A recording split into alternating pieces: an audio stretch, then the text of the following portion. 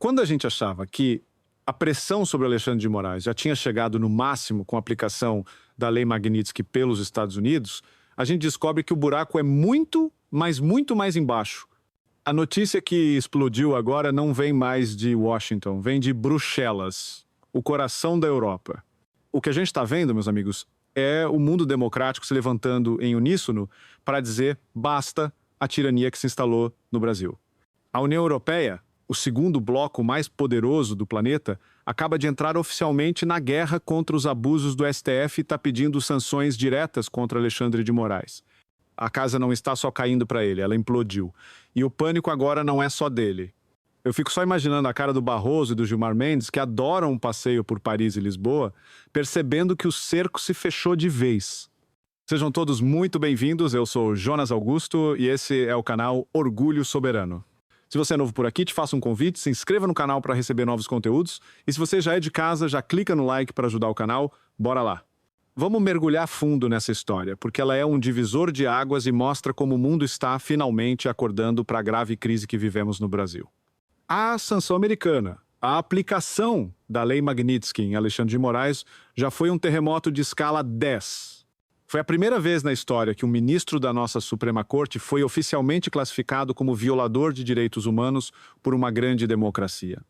Isso, por si só, já seria suficiente para causar uma crise institucional sem precedentes em qualquer país sério. Mas o que estamos vendo agora é a réplica desse terremoto, e ela pode ser ainda mais devastadora para o sistema. A notícia que o Gustavo Geyer trouxe com exclusividade é que um grupo de 16 deputados do Parlamento Europeu, liderados pelo influente conservador polonês Dominik Tarczyński, enviou uma carta formal à alta representante da União Europeia para os negócios estrangeiros, a senhora Kaja Kallas. E o que diz essa carta? Ela pede com urgência que o Conselho Europeu imponha sanções específicas contra o ministro Alexandre de Moraes e seus aliados na Corte por suas flagrantes violações de direitos humanos.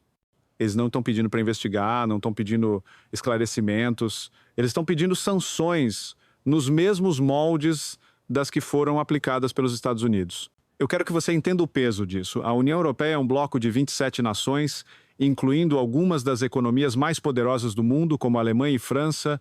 Quando o Parlamento Europeu se move nessa direção, não é um ato isolado de alguns deputados. É o começo de um processo formal que pode resultar em medidas muito parecidas com a Lei Magnitsky, do viagens. Estamos falando de congelamento de bens em euros, proibição de viagens para todo o espaço Schengen e a inclusão do nome de Moraes em uma lista suja que o impedirá de fazer negócios ou ter relações com qualquer empresa ou banco europeu. E o mais interessante para mim é a justificativa que eles usam na carta. Eles dizem: a União Europeia não deve ficar de braços cruzados enquanto Moraes continua a usar o sistema judicial brasileiro como uma arma contra seus oponentes políticos e viola descaradamente os direitos humanos do povo brasileiro. É a mesma conclusão a que os americanos chegaram, é a mesma conclusão a que nós chegamos há muito tempo. A percepção de que o que acontece no Brasil não é uma defesa da democracia, mas sim o uso da justiça como arma, agora é um consenso internacional. E eles ainda elogiam a atitude de Trump, dizendo: elogiamos Donald Trump por impor sanções a Moraes hoje e apelamos à União Europeia para que faça o mesmo rapidamente. Isso é uma aliança informal, uma frente unida do mundo ocidental contra a tirania de toga brasileira. Agora, vamos pensar nas consequências práticas disso, especialmente para os outros ministros. A sanção americana já foi um baque. Mas muitos deles, como o Barroso, que adora citar a Europa e se considera um intelectual de nível parisiense, ou o Gilmar Mendes, que, como Gustavo Geyer bem lembrou, tem mais vida em Portugal que no Brasil, talvez pensassem que ainda tinham o velho continente como refúgio, como um lugar para passear, dar palestras, manter seus bens e, principalmente, sua reputação. Acabou. A entrada da União Europeia nesse jogo fecha a última porta de saída. O cerco se tornou global. É por isso que o pânico deve ter se instalado de vez nos gabinetes do STF. O Barroso, que uma vez disse de forma arrogante: mas sempre teremos Paris, talvez precise rever seus planos de viagem. O Gilmar Mendes, com seus laços profundos em Portugal, pode descobrir que não é mais bem-vindo por lá. A sanção europeia, se concretizada, não atinge apenas o Alexandre de Moraes.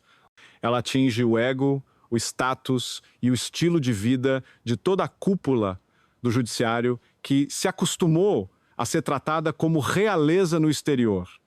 Eles não serão mais vistos como sábios juízes de uma Corte Suprema, mas como membros de um tribunal que abriga um violador de direitos humanos. A mancha se espalha e o que me deixa mais otimista é o timing político disso tudo. A carta foi assinada por 16 deputados e foi uma iniciativa de um parlamentar de direita, de um bloco que cresceu enormemente nas últimas eleições europeias. O Gustavo Geyer lembrou bem, a Europa está de saco cheio da esquerda, o pêndulo está se movendo para a direita em todo o continente.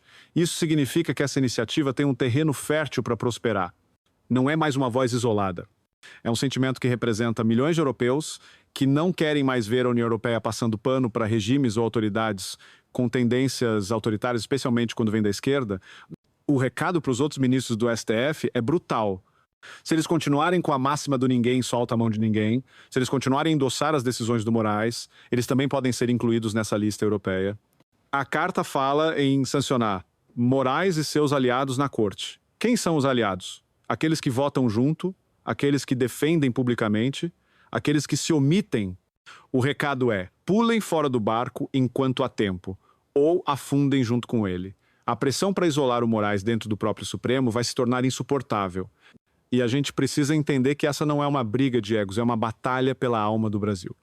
O que está em jogo é se nós seremos uma democracia de verdade, onde a oposição pode fazer oposição, onde a imprensa pode ser livre, onde o cidadão pode expressar sua opinião sem medo de ser preso, ou se nós vamos nos transformar em uma ditadura disfarçada, onde a lei serve apenas para perseguir inimigos.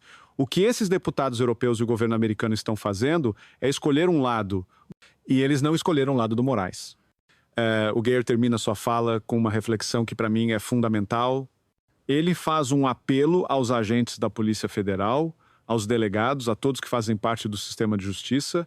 Pensem bem quando o Moraes assinar uma decisão agora. Pensem bem em seguir essa decisão, porque o mundo está de olho. E a desculpa do "eu estava apenas cumprindo ordens" não colou em Nuremberg e não vai colar agora. A responsabilidade é individual. E quando o seu chefe está sendo sancionado internacionalmente como um violador de direitos humanos, continuar a seguir suas ordens ilegais pode te colocar na mesma lista suja que ele... O que a gente está vendo é o começo de uma grande virada. A sanção americana foi o primeiro dominó a cair. A iniciativa europeia é o segundo. E eu não tenho dúvida de que muitos outros virão. A tirania que se instalou no Brasil se achava invencível porque olhava apenas para dentro de suas fronteiras. Mas o mundo é grande e a liberdade ainda tem muitos defensores. O cerco se fechou. E agora, para Moraes, Barroso, Gilmar e todos os outros que se achavam donos do Brasil, a única pergunta que resta é: para onde eles vão correr? Essa união entre Estados Unidos e Europa contra os abusos no Brasil é algo que a gente esperava há muito tempo. E é um sinal de que a nossa luta, a nossa voz, está sendo ouvida no mundo todo. Eu quero saber a sua opinião. Você acredita que a sanção europeia vai mesmo acontecer? E qual você acha que vai ser a reação do Barroso e do Gilmar Mendes agora que o refúgio europeu deles está ameaçado?